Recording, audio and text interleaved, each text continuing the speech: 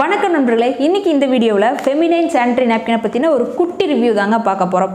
நான் யூஸ் பண்ண வரைக்கும் எனக்கு இதில் ரொம்பவுமே பிடிச்ச விஷயம் என்ன அப்படின்னு பார்த்தீங்கன்னா, நம்ம பேட் வச்சுருக்கோம் அப்படிங்கிற ஒரு ஃபீலிங் வந்து சுத்தமாகவே கிடையாதுங்க.